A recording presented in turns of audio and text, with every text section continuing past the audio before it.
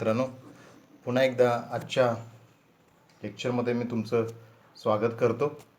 काल आपण पहिल्या युनिटवरती एक 10 प्रश्नांची छोटीशी टेस्ट घेतलेली होती. आपण सर्वांनी ती सोडवली असेल अशी अपेक्षा करतो. ज्यांनी सोडवली नसेल त्यांनी अजूनही सोडवू शकता. ती लिंक ओपन आहे. तर आपण आता आजपासून दुसऱ्या युनिटला सुरुवात करणार आहोत आणि दुसरं जे युनिट आहे हे खूप इंटरेस्टिंग आणि अतिशय नवीन आहे. याच्यामध्ये emotional and social intelligence in management म्हणजे व्यवस्थापनामध्ये इमोशनल म्हणजे भावनिक आणि सोशल म्हणजे सामाजिक, इंटेलिजन्स म्हणजे बुद्धिमत्ता. भावनिक बुद्धिमत्ता आणि सामाजिक बुद्धिमत्ता व्यवस्थापनामध्ये किती महत्त्वाची आहे, किती आवश्यक आहे आणि त्याचे फायदे वगैरे काय आहेत या संदर्भातला अभ्यास आपल्याला आहे. मग याच्यातला पहिला जो भाग येतो तो इमोशनल इंटेलिजन्स अर्थात भावनिक बुद्धिमत्ता. त्याची कन्सेप्ट, संकल्पना काय आहे, कॉम्पोनंट्स काय आहेत, घटक काय आहेत, importance of emotional intelligence in leadership, नेतृत्व शैलीमध्ये भावनिक बुद्धिमत्तेचं महत्त्व आपल्याला अभ्यासायचं आहे. ॲडव्हान्टेजेस आणि डिसॲडव्हान्टेजेस ऑफ इमोशनल इंटेलिजन्स, भावनिक बुद्धिमत्तेचे फायदे आणि तोटे आपल्याला अभ्यासायचे आहेत. इमोशनल इंटेलिजन्स स्किल्स म्हणजे आपल्याला इमोशनल इंटेलिजन्स, भावनिक बुद्धिमत्ता वापरण्यासाठी जी कौशल्य आवश्यक असतात त्या कौशल्यांचाही विद्यार्थी मित्रांनो आपल्याला अभ्यास आहे. त्यानंतर आपण सोशल इंटेलिजन्स, सामाजिक बुद्धिमत्ता की ज्याला आता सध्या जगामध्ये अतिशय महत्त्व आहे, कन्सेप्ट त्याच्या अभ्यासायचे आहे, संकल्पना, इम्पॉर्टन्स, महत्त्व अभ्यासायचं आहे, डिसॲडव्हान्टेज आणि डिसॲडव्हान्टेज ऑफ सोशल इंटेलिजन्स म्हणजे फायदे आणि त्याचे तोटे, दोष अभ्यासायचे आहेत. आणि या दोन्ही ह्याचे आपल्याला मॉडेल्स ऑफ इमोशनल आणि सोशल इंटेलिजन्स जे काही प्रतिमान आहेत, मॉडेल्स आपण ज्याला म्हणतो ते, किंवा थोडक्यात तुमच्या भाषेमध्ये सांगायचं म्हटलं तर सिद्धांत वगैरे, त्याचा अभ्यास आपल्याला या ठिकाणी थोडक्यात या दुसऱ्या युनिटमध्ये इतका आपल्याला अभ्यास करायचा आहे. तर त्यातला पहिला भाग जो आहे तो विद्यार्थी मित्रांनो आपण सुरू करूया. त्याच्यामध्ये पहिला जो भाग आहे तो इमोशनल इंटेलिजन्स, भावनिक बुद्धिमत्ता. आता या ठिकाणी थोडंसं एक स्टेटमेंट ॲरिस्टॉटल जे निकोमाचे नीतिशास्त्राचे आहेत त्यांनी एक स्टेटमेंट केले आहे ना, हे आपल्याशी किती निगडीत आहे पहा, किती महत्त्वपूर्ण आहे पहा. म्हणजे कोणीही रागावू शकतो, अगदी लहान मुलापासून ते अगदी वयोवृद्ध 100 वर्षांच्या आजोबापर्यंत कोणी रागवू शकतो. तर रागवण्यासाठी काही पॅरामीटर्स नाहीत किंवा त्याला म्हणजे कारणं असतील किंवा नसतीलही, का जे काय असेल ते सोपं आहे. परंतु योग्य व्यक्तीला कोणाला रागवायला पाहिजे? बऱ्याच वेळेला आपण काय करतो, आपल्याला राग दुसऱ्याचा आलेला असतो आणि आपण तिसऱ्यावरती राग काढतो. आणि राग काढण्याबद्दल पण काय हरकत नाही, कारण तो तुमच्या मनात आला आहे, तो कुठंतरी व्यक्त होणं आवश्यक आहे. पण तो योग्य पातळीवर आपण करतो का? योग्य व्यक्तीला योग्य पातळीवर म्हणजे त्याचा स्तर काय आहे लक्षात घ्या. की आपण राग आला मग एक अपशब्द वापरतो, शिवी देतो तुमच्या भाषेमध्ये, किंवा एखाद्याला मारतो किंवा त्याच्याशी आबोला धरतो वगैरे वगैरे. वेगवेगळे प्रकार आहेत आपल्याला राग आल्यानंतर. विशेषतः बघा, गाडी ओव्हरटेक करताना काही झालं तर बघा किती पराकुटीचा राग येतो. किंबहुना रेल्वेचे जे क्रॉसिंग गेट असतं तिथं बघा किती घाई गडबड असते, थोडंसं जरी एखादा जाऊन पुढं उभं राहिला तर राग येतो. आणि मागचा सुद्धा पुढचा जाऊ दे मग आपण जाऊया, हा साधा सुद्धा कॉमन सेन्स पाळत नाही. योग्य वेळी कधी रागवायला पाहिजे? योग्य व्यक्तीला, योग्य हेतूसाठी वागायला पाहिजे. आणि सगळ्यात महत्त्वाचा, रागवण्याचा मार्ग जो आहे तो आपला योग्य असला पाहिजे. म्हणजे तुम्ही रागवणं हे स्वाभाविक आहे, तुम्हाला राग येणं स्वाभाविक आहे, क्रोध येणं स्वाभाविक आहे, पण योग्य व्यक्तीला रागवा. सगळ्यांच्या समोर रागवू नका. योग्य पातळी पाळा, योग्य वेळ पाळा, योग्य हेतू तुमचा असू दे, त्याच्यासाठीचा रागवण्याचा हेतू तुमचा चांगला असू दे आणि मार्ग चांगला असू दे. मग पण हे सोपं आहे का सगळं? नाही. रागवणं सोपं आहे, पण योग्य व्यक्तीला योग्य पातळीवर योग्य वेळी योग्य हेतूसाठी योग्य मार्गानं राबवणं सोपं नाही. बघा, हे इंग्रजी स्टेटमेंट होतं त्यांचं, आपण मराठीमध्ये त्याचं रूपांतर केलेलं आहे. म्हणून ह्या टॉपिकचं महत्त्व ह्या कोटेशनवरून सुद्धा तुम्हाला लक्षात येऊ शकतं. आपण त्याची संकल्पना लक्षात घेऊया. ही संकल्पना जी आहे ती संकल्पना आपल्याला लक्षात घ्यायची आणि ती संकल्पना लक्षात घेण्यापूर्वी आपल्याला एक महत्त्वाचं वाक्य विद्यार्थी मित्रांनो लक्षात घ्यायचं आहे. आणि ते वाक्य काय आहे तर व्यक्तीला आपल्या भावना व्यक्त करण्याची भावना इमोशन्स प्रत्येकाला भावना असते, प्राण्याला सुद्धा असते, फक्त त्याला बोलता येत नाही, ते वेगळ्या पद्धतीने व्यक्त करतो. गाढव सुद्धा बघा अगदी निस्तब्ध असतं पण त्याला राग आल्यानंतर ते पाठीमागचा पाय मारतं. ती भावना आहे त्याची. राग ही सुद्धा भावना आहे, क्रोध ही सुद्धा भावना आहे. व्यक्तीला आपल्या भावना व्यक्त करण्याची आणि नियंत्रण करण्याची क्षमता आवश्यक आहे. व्यक्त करायचं आहे. राग आता सोडून द्या, राग नुसता डोक्यात धरू नका. राग हा शब्द नाही, एक भावना असंख्य प्रकारच्या आहेत, वेगवेगळ्या प्रकारच्या भावना आहेत. त्या भावना व्यक्त करण्याची नियंत्रित करण्याची क्षमता प्रत्येक व्यक्तीला आवश्यक आहे. आणि जी क्षमता ही क्षमता जो व्यक्ती धारण करेल तो त्याच्या आयुष्यामध्ये यशस्वी होईल, आनंदी होईल, सुखी समाधानी होईल. आता ही संकल्पना कशी विकसित होत गेली त्याबद्दल या ठिकाणी एक चार्ट विद्यार्थी मित्रांनो मांडलेला आहे. तो चार्ट तुम्ही लक्षात घेऊ शकताय. 1930ला पहिल्यांदा या गोष्टीचा उल्लेख झाला आणि त्यानंतर मग हे सर्व सुरू झालं. आपण लक्षात घेतो विद्यार्थी मित्रांनो की मानसशास्त्रज्ञ जे आहे एडवर्ड नावाचे, त्यांनी सोशल इंटेलिजन्स या संकल्पनेचं वर्णन इतर लोकांसह येण्याची क्षमता असं केलेलं आहे. म्हणजे हे जे एडवर्ड आहेत हे एडवर्ड थॉर्निक, तिथं थॉर्निक हा शब्द राहिलेला आहे. तर त्यांनी सोशल इंटेलिजन्स आणि त्याची जी संकल्पना आहे त्याचं वर्णन इतर लोकांच्या बरोबर येण्याची क्षमता, म्हणजे फक्त तो चाललाय पुढे रस्त्याने त्याच्याबरोबर जायचं असं नाही, शब्दशः अर्थ त्याचा घेऊ नका. म्हणजे एखादा व्यक्ती एखादं महत्त्वाचं काम करतोय, बिनमहत्त्वाचं करतोय, कमी महत्त्वाचं करतोय, मध्यम महत्त्वाचं करतोय, कसलंही करत असेल तर त्याच्याबरोबर लोक येत आहेत का, त्याला सपोर्ट देत आहेत का, हे या ठिकाणी महत्त्वाचं. त्यानंतर 1940ला 10 वर्षानंतर मानसशास्त्र डेव्हिड वेल्स यांनी बुद्धिमत्तेचे वेगवेगळे प्रभावी घटक जीवनात कसे यशस्वी होतात याबद्दल महत्त्वपूर्ण भूमिका मांडलेली आहे. मग ही जी आपली भावना आहे ही आपल्या जीवनामध्ये कशी महत्त्वाची भूमिका बजावू शकते याचं वर्णन मानसशास्त्रज्ञ डेव्हिड वेल्स यांनी केलेलं आहे. त्यानंतर 10 वर्षांनी आपण पाठीमागचा मधला थोडासा भाग जास्त घेत नाही, आपल्याला महत्त्वाचा फक्त घेतोय आपण. मानवतावादी मानसशास्त्रज्ञाच्या विचारसरणीचा उदय या काळामध्ये झाला असा म्हणला जातो आणि ज्याचा आपण सातत्याने उल्लेख करतो. बीकॉम फर्स्टला पण हे आपण शिकलो, अब्राहम मास्लोंचा गरजविषयक सिद्धांत. तर ते अब्राहम मास्लो काय म्हणतात, भावनिक शक्ती वाढवण्याच्या विविध मार्गावर अधिक लक्ष केंद्रित केले.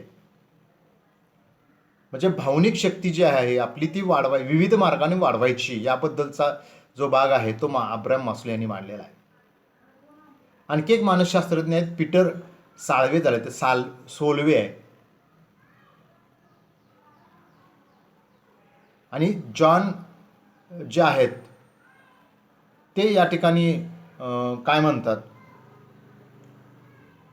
की इमोशनल इंटेलिजन्स हा महत्त्वाचा लेख त्यांनी इमॅजिनेशन, मिशन आणि पर्सनॅलिटी या जर्नलमध्ये प्रकाशित केला. आणि त्यानंतर खरं महत्त्व याला प्राप्त झालेलं आपल्याला पाहायला मिळतं. त्यानंतर एकात्मिक बुद्धिमत्तेची कल्पनासुद्धा या 1950च्या दशकामध्ये विद्यार्थी मित्रांनो मांडलेली आपल्याला पाहायला मिळू शकते. त्यानंतर आपण पुढे जाणार आहोत. 1970ला हार्वर्ड गार्डनर जे आहेत यांनी बुद्धिमत्ता फक्त एका सर्वसाधारण शब्दापेक्षा अधिक आहे ही कल्पना दिली.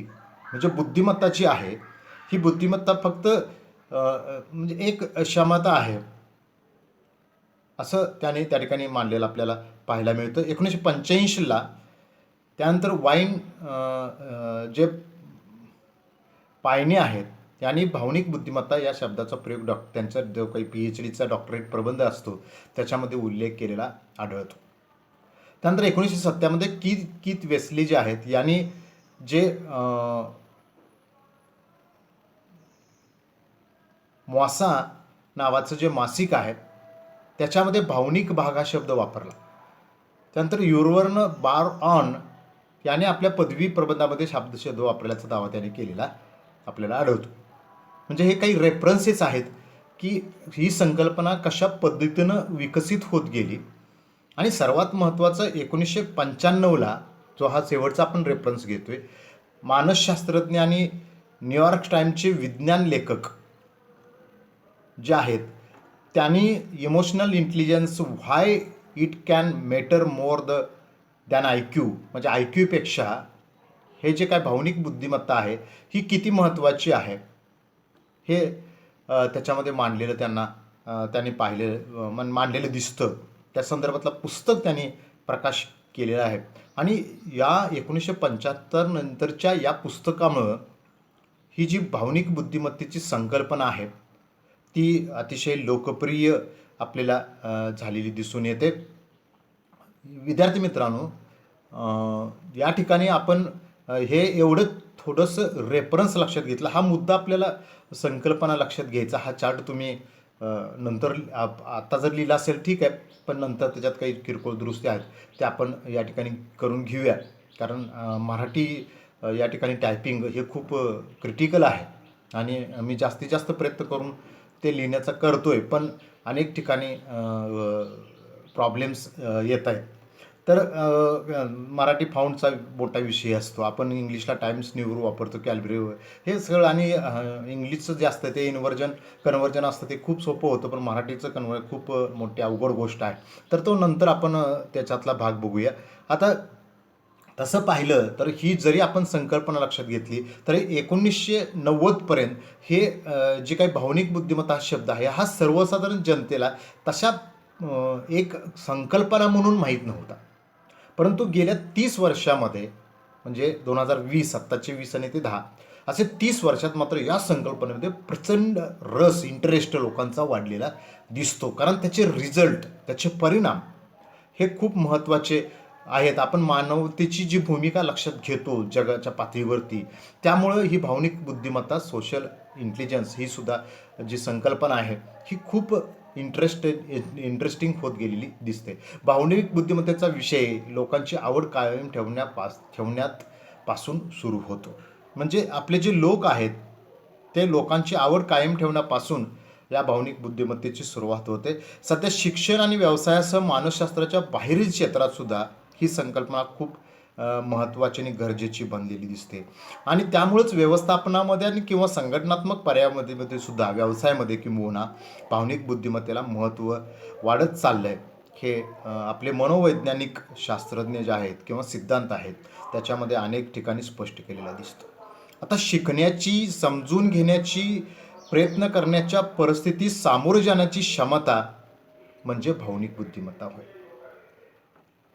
म्हणजे आणखी एकदा लक्षात घ्या, शिकण्याची, नवनवीन गोष्टी शिकण्याची, समजून घेण्याची, प्रयत्न करण्याच्या परिस्थितीत सामोरे जाण्याची क्षमता म्हणजे भावनिक बुद्धिमत्ता होय.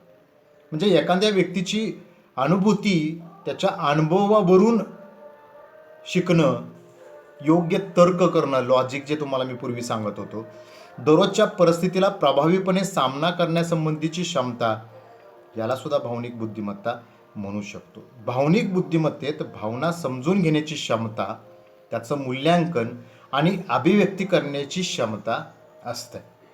विचारांची सुरुवात होते तेव्हा भावना उत्पन्न होतात किंवा निर्माण होतात. आणि भावना किंवा भावनात्मक ज्ञान समजणे, भावनात्मक आणि बौद्धिक वाढीस प्रोत्साहन देण्यासाठी भावनांचे नियमन करणे हे याच्यामध्ये खूप महत्त्वाचं आहे. त्यानंतर 3 या ठिकाणी गोष्टी महत्त्वाच्या आहेत की ज्या आपल्या दररोजच्या जीवनात भावनिक बुद्धिमत्ता कशी भूमिका बजावू शकते याची काही उदाहरणं आपण 3 उदाहरणं या ठिकाणी, हा संकल्पनेच्या अंतर्गतलाच भाग आहे.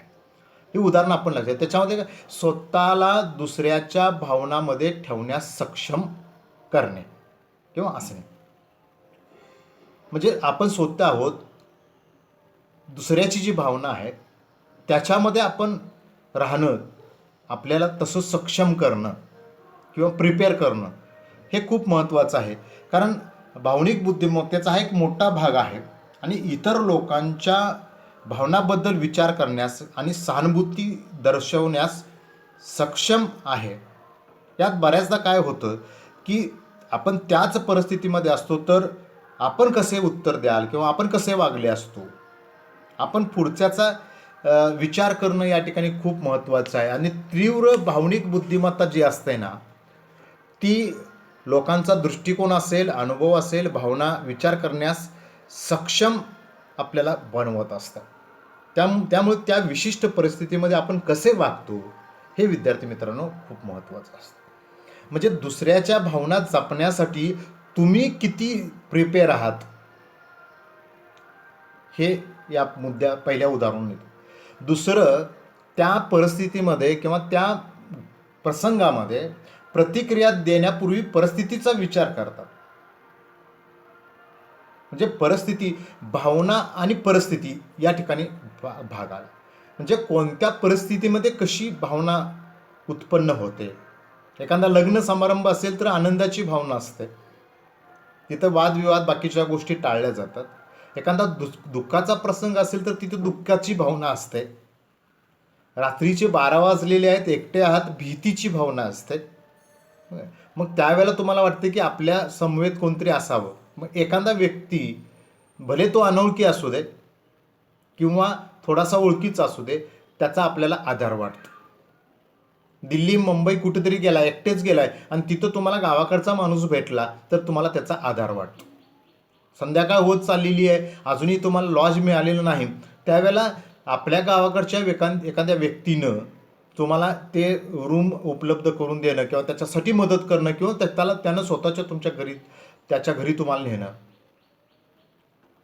ही कशा प्रकारची भावना असू शकते? सहकार्याची भावना असू शकते. म्हणजे भावना अनेक प्रकारची असते. कोणत्या परिस्थितीमध्ये ती कशा प्रकारे व्यक्त होते त्याच्यावरती प्रतिक्रिया काय येतात. आणि एक तुमच्या अतिशय जवळचा ओळखीचा माणूस आहे, तुम्हाला या म्हटला मुंबईला आणि तुम्ही पोचल्यानंतर त्याचा फोन तुम्ही करताय, स्विच ऑफ लागतोय, तो भेटायला तयार नाही, रात्र होत चाललेली आहे, त्याचा आणि तुमचं कॉन्टॅक्ट होईना झालेला आहे. मग या परिस्थितीमध्ये म्हणून या सगळ्या याच्यामध्ये तिसरा मुद्दा परत येतोय की स्वतःच्या भावनांची जाणीव असणं. बऱ्याच वेळेला आपल्याला ती जाणीव असत नाही. भावनिकदृष्ट्या हुशार लोक केवळ इतर लोकांना कसे वाटतात याचा विचार करण्यास सक्षम असतात. हुशार जे लोक असतात ना, ते काय करतात की बाबा आपण असं वागतो, त्याचं इतर लोकांना कसं वाटेल, तसेच ते त्यांच्या भावना, स्वतःच्या भावना ज्या असतात ना, त्या समजून घेण्यात पारंगत असतात. आत्मजागरूकता हा एक आपल्याला भावनिक बुद्धिमत्तेतला एक महत्त्वाचा घटक आहे. सेल्फ अवेअरनेस त्याच्या भावनामध्ये योगदान देणारी व अन्य घटकांचा विचार करण्यास अनुमती देते. म्हणजे ह्या 3 गोष्टी खूप महत्त्वाच्या आहेत. स्वतःला दुसऱ्याच्या भावनामध्ये ठेवण्यास सक्षम असणं, प्रतिक्रिया देण्यापूर्वी परिस्थितीचा विचार करणं आणि स्वतःच्या भावनांची जाणीव असणं. आपल्या भावना दडपून टाकायच्या नाही. या ठिकाणी काही व्याख्या आहेत. भावनिक बुद्धिमत्ता म्हणजे बुद्धिमत्तेचा असा एक प्रकार आहे की ज्यामध्ये एखाद्याच्या भावना आणि त्यावर नियंत्रण ठेवण्याची क्षमता असते आणि त्यातील फरक ओळखण्याची क्षमता असते आणि ती माहिती एखाद्याच्या विचारांना आणि कृतींना मार्गदर्शन करण्यासाठी वापरली जाते. ज्यांना भावनिक बुद्धिमत्तेचे जनक समजले जातात ते गोलमन यांची व्याख्या. कारण भावनिक बुद्धिमत्तेस म्हणजे इमोशनल इंटेलिजन्समध्ये गोलमन यांचं कॉन्ट्रीब्युशन खूप महत्त्वाचं.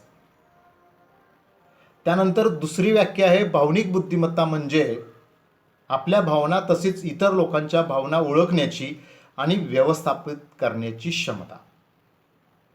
गुरु सरांची व्याख्या आहे, आपल्या भावना आणि इतरांच्या भावना ओळखायच्या आणि त्याचं मॅनेजमेंट करायचं. तिसरी व्याख्या आहे, भावनिक बुद्धिमत्ता म्हणजे सर्व भावनांना प्रभावीपणे ओळखण्याची, समजून घेण्याची आणि योग्य करण्यासाठी कार्यक्षमपणे वापरण्याची क्षमता. योग्य कार्य असेल,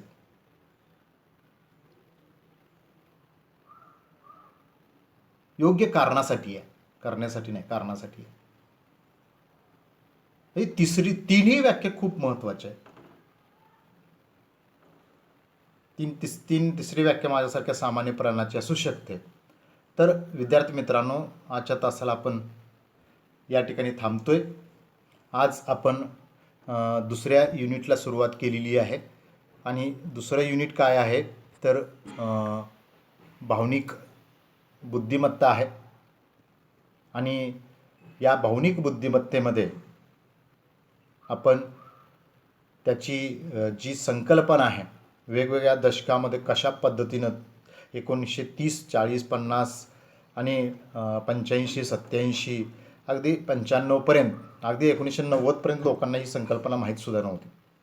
परंतु या 30 वर्षामध्ये यांनी खूप मोठ्या प्रमाणावरती, म्हणून तर हा भाग आपण नवीन या ठिकाणी सिलेबसला इंट्रोड्यूस केलेला आहे. तर आजच्या तासाला आपण एक संकल्पना आणि 3 व्याख्या विद्यार्थी मित्रांनो लक्षात घेतलेली आहेत. काय आहे ही भावनिक बुद्धिमत्ता?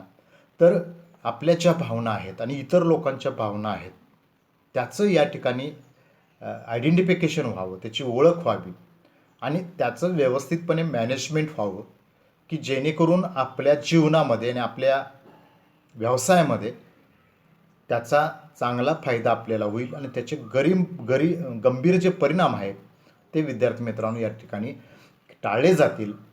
अशा पद्धतीनं हा आपला युनिट आहे. याच्यामध्ये आपल्याला अजून पुढं अनेक गोष्टी अभ्यासायच्या आहेत. तर आपण टप्प्याटप्प्याने पुढच्या तासांना ते पाहूया. तुम्ही आजचे हे माझं लेक्चर शांतपणे ऐकलं, काही शॉर्ट नोट्स तुम्ही लिहून घेतलेले असतील किंवा तुम्ही हे चांगल्या पद्धतीने पाहिलं असेल, याबद्दल मी तुमचा खूप खूप धन्यवाद व्यक्त करतो आणि थांबतो.